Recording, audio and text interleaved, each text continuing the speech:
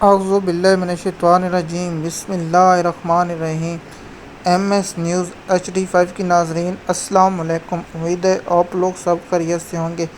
آج کا ہمارا مین ٹاپک ہے کہ سپریم کورٹ میں چھٹیاں ختم اور نیا سال ہو گیا، اور چیف جسٹس قاضی فیض عیسیٰ نے فل کورٹ بیچ سے خطاب کیا اور اٹارنی جنرل نے بھی خطاب کیا۔ وہ کیا ہے، ہم آپ لوگوں کے ساتھ اس کی انفارمیشن شیئر کریں گے۔ سب سے پہلے ہم اٹارنی جنرل نے کہا کہ سپریم کورٹ میں 60,000 سے مقدمے زیادہ تجاوز کر گئے، جس پر قاضی قانون اور عدالتیں میں لینی چاہیے۔ میں اپنی اوپینین اس ویلاگ میں اینڈ میں دوں گا کہ عدالتی نظام کو کس طرح ہونا چاہیے، کیا ہونا چاہیے۔ اب آتے ہیں چیف جسٹس قاضی فیض عیسیٰ کی صحافیوں کی گفتگو بعد میں بتائیں گے، اور قاضی فیض عیسیٰ کے بارے میں بتائیں گے، اور قاضی فیض عیسیٰ خطاب میں دوران کیا کیا، اور قاضی فیض عیسیٰ نے مدت ملازمت میں توسیع لینے سے انکار کیوں کیا، اس کی تفصیلات آپ لوگوں کے ساتھ شیئر کریں گے۔ آپ لوگوں کو معلوم ہوگا کہ چیف جسٹس قاضی فیض عیسیٰ نے کہا کہ میرے دور میں جو ہوا، میں نے اپنے اختیارات تقسیم 3 ججوں میں کر دیے۔ مثال کے طور پر میں اس کو قاضی فیض عیسیٰ صاحب کو کریڈٹ ضرور دینا چاہوں گا کہ قاضی فیض عیسیٰ صاحب نے اپنا اختیار 3 رکنی کمیٹی کے سپرد کر دیا اور یہ لیا، لیکن قاضی فیض عیسیٰ صاحب کو یہ علم نہ تھا کہ جسٹس سردار طارق مسعود کے ریٹائر ہونے کے بعد جسٹس اعجاز الاحسن بننا تھا، اور اعجاز الاحسن کے ساتھ جسٹس منصور علی شاہ تھا۔ اس لیے قاضی فیض عیسیٰ کو کوئی مسئلہ نہ تھا قاضی کی مدت میں، لیکن جسٹس اعجاز الاحسن نے استعفیٰ دے دیا اور اپنا جسٹس منصور علی شاہ سے ایگری، لیکن جب سے مخصوص نشستوں کا فیصلہ آیا ہے تو جسٹس قاضی فیض عیسیٰ کمیٹی میں اکثریت کھو بیٹھے ہیں۔ جیسے کہ آپ جانتے ہیں کمیٹی کا کیا کام ہے، کمیٹی کو فل بینچ نے تشکیل دیا ہے۔ اب آتے ہیں کہ قاضی فیض عیسیٰ نے تقریر کرتے ہوئے یہ پوائنٹ اٹھایا کہ ہم نے، اور دوسرا قاضی فیض عیسیٰ کا مین جو پوائنٹ تھا کہ ہم نے کیسوں کو براہ راست دیکھا، کہ یہ بھی قاضی فیض عیسیٰ صاحب کو کریڈٹ جاتا ہے۔ اس کا بھی میں قاضی فیض عیسیٰ کو کریڈٹ دینا چاہتا ہوں کہ اس نے پاکستانی قوم کو بتایا کہ آپ وکیلوں اور ججوں کے ساتھ کیا سلوک تھا، لیکن آپ نے کہا کہ پہلے آپ کو میڈیا اور یوٹیوب ویلاگوں کے ساتھ بتایا، لیکن میں بھی آپ کی جب بھی لائیو ہوتی ہے تو یوٹیوبوں کے ذریعے سنتا ہوں، اور ٹویٹر ایکس پر جو ریمارکس آتے ہیں، کچھ ہم اپنے اور کچھ ہم آپ صحافیوں سے دیگر سے سن اور قانونی پہلو دیکھ کر ہمیں ویڈیو آپ پر بناتے ہیں، لیکن ہم ان صحافیوں کو ضرور کریڈٹ دیتے ہیں، اور ہم ویڈیو بھی 1 دن 2 بعد بناتے ہیں تاکہ جو صحافیوں کا کریڈٹ ہو وہ ان کو ملے، لیکن ہم پاکستانی قوم کو آگاہ کرنا چاہتے ہیں جو ہماری طرف سے آگاہ، تاکہ معلوم ہو سکے لوگوں کو۔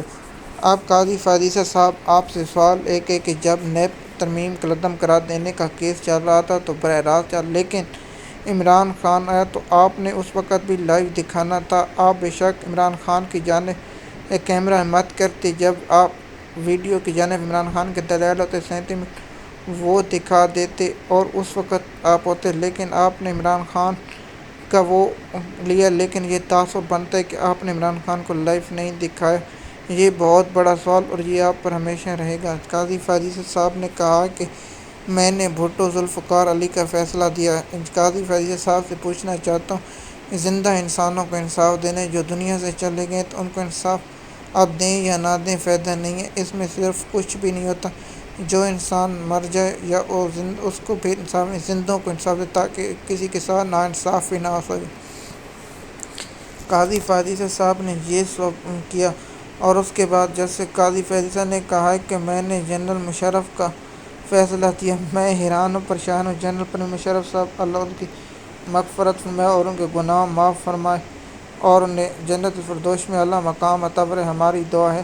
لیکن جنرل صاحب تو دنیا فانی سے کوچ کر گئے، اس کے بعد عدالت نے فیصلہ دیا، لیکن زندہ ہونے تک عدالت خاموش کیوں رہی؟ یہ فیصلہ آپ کا نہیں، سب سے بڑا فیصلہ یہ کریڈٹ جاتا ہے تو جسٹس کھوسہ کو جاتا ہے۔ اس نے تقریر کرتے ہوئے کہا تھا جب پی ٹی آئی کی حکومت تھی، اس وقت نے کہا تھا جسمر وقار سیٹھی پشاور ہائی کورٹ کے جج اور نے فیصلہ دیا تھا ایک جنرل کے خلاف، اور اس کو سپریم کورٹ کے جج سے معطل کیا گیا۔ اس کے بعد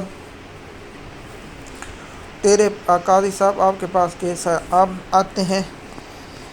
قاضی صاحب نے یہ ویڈیو لنک جو بتایا اس کا بتایا، اور قاضی فیضیہ صاحب نے کہا جو پریسیجن اینڈ پریکٹ تھا وہ اسکل کو کے قانون کو، اور قاضی فیضیہ صاحب کا یہ ایک اور اہم نکتہ تھا کہ پارلیمنٹ قانون بنا سکتی ہے یا نہیں۔ اس پر آپ لوگوں کے ساتھ یہ انفارمیشن میں نے شیئر کر دی، اور قاضی فیضیہ صاحب نے کہا کہ اس پر میں آپ لوگوں کے ساتھ اہم پوائنٹ شیئر کیے۔ مثال طور قاضی صاحب نے کہا کہ قاضی صاحب سے آپ نے کہا کہ میں نے الیکشن جو تھا اس کی تاریخ اور 12 دن۔ قاضی صاحب آپ نے حکومت کو یہ موقع فراہم کیا جو چیف جسٹس بندیال صاحب کا جو فیصلہ تھا 14 مئی کو جو الیکشن پنجاب اور کے پی میں، اس میں آپ کی خاموشی تھی۔ یہ بھی بہت بڑا اہم سوال ہے، اس کی تفصیلات بھی آپ بتائیں گے جب وقت آئے گا۔ لیکن جناب تو 90 دن میں الیکشن کرانا لازمی تھا، لیکن 90 دن میں تو الیکشن نہیں ہوا، فروری میں الیکشن ہوا جو اکتوبر میں ہونا تھا۔ نومبر، دسمبر، جنوری، فروری اور 4 ماہ لیٹ ہوا۔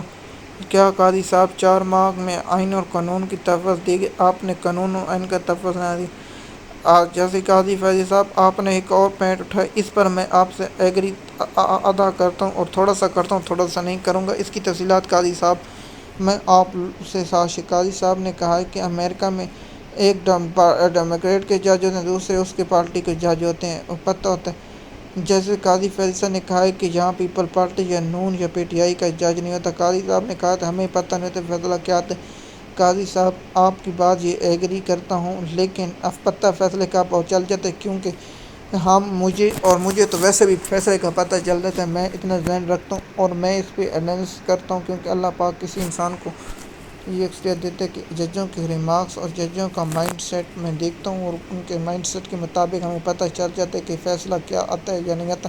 لیکن اللہ کی ذات کو معلوم ہوتا ہے کہ فیصلہ ہمارا انالائز کبھی غلط بھی ہو سکتا ہے، کبھی ٹھیک بھی ہو سکتا ہے، کیونکہ ہم تو اندازوں اور آپ کے ریمارکس اور دیگر پوائنٹ اور قانونی نکات پر دیکھ کر آئین کے مطابق آپ انالائز کرتے ہیں اور فیصلہ آتا ہے۔ لیکن قاضی فیضیہ صاحب کی یہ بات کتنی حقیقت ہے یہ تو تاریخ بتائے گی۔ قاضی صاحب آپ نے کیس پی ٹی آئی کی نظر ثانی کا بلّہ چھین جانے کا کیس ابھی تک مقرر نہیں کیا، اور پی ٹی آئی کی دھاندلی کی درخواست ابھی تک مقرر نہیں کی۔ قاضی صاحب آپ نے تو پی ٹی آئی کا گمشدگیوں کی تاریخ فیصلہ کی۔ قاضی صاحب آپ کے دور میں سویلین ملٹری کا ٹرائل کی درخواست زیر سماعت ہے۔ قاضی صاحب بہت سی ایسی درخواستیں زیر سماعت ہیں جو آپ نے سب سے بڑا قاضی صاحب آپ نے یہ کہا کہ مسرت لالی کی طبیعت ناساز تھی، اس پر ہم کچھ نہیں کیونکہ انسان کی زندگی سب سے بہتر ہے۔ قاضی صاحب آپ ایک الگ بینچ بنا دیتے اور اس پر تھے، تو قاضی صاحب آپ نے ملٹری ٹرائل میں اس جج کو تبدیل کیوں کیا؟